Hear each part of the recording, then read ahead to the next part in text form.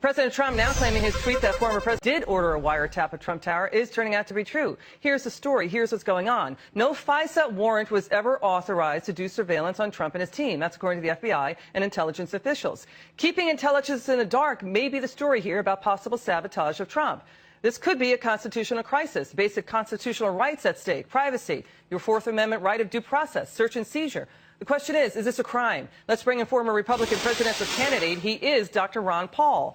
Dr. Ron Paul, thank you so much for coming up. So Susan Rice initially denying it, saying she knows nothing about it. Surprised at Devin Nunes, the report. But if it was okay and in accordance with the law, then why initially deny it? Well, that's the whole problem. The law is confusing, and I think they should obey the higher order of the law, and that is the Constitution.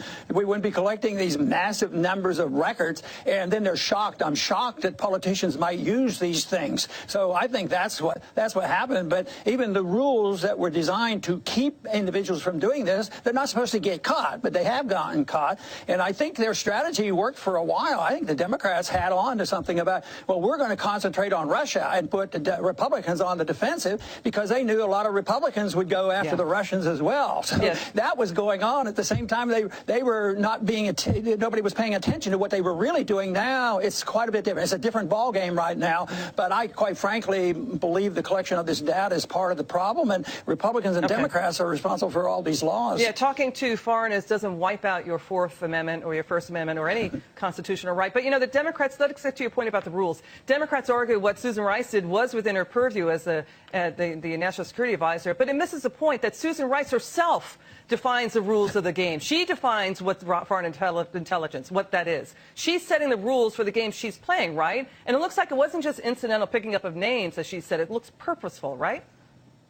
Yeah, and that's why it's too arbitrary. Laws should be much clearer than that. So she can have political excuses, and she doesn't even have to admit them. She can just do that. But I still think that even though she's arguing that, it doesn't look good for her. It looks like there's going to be some problems.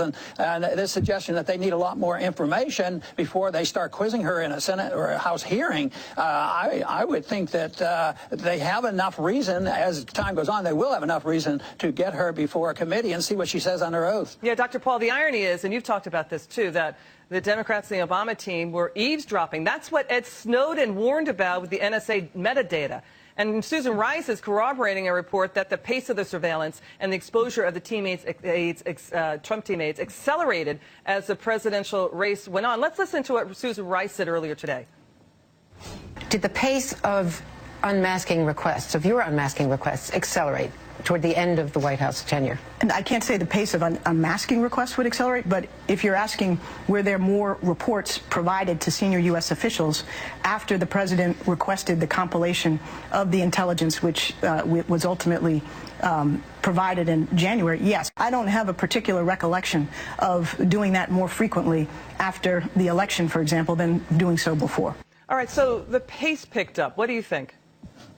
Well, it sounds like, and I think she said the president made the request, and I'm assuming that she's talking about Obama. So that just raises even more suspicion. You know, these things, it's not unusual for these to get very complex. He said, she said, one side argues the other, and there's complexity and many agencies involved. But, you know, if you're looking for the truth of the thing, I personally have come to the conclusion that if you hear Edward Snowden or Julian Assange tell us something that they want us to reveal the truth, I think they're going to get much closer to the truth than some of this. But hopefully, you know, some of this will be neutralized by further digging into, you know, Susan Rice, because it sounds to me like she could be in a lot of trouble. Yeah, this feels like a constitutional crisis, taking the names, unmasking the names, request that they be revealed, and then spreading the names in the conversation around 16 or 17 intelligence agencies. I mean, this is a real constitutional crisis here about citizens' civil liberties and rights, right?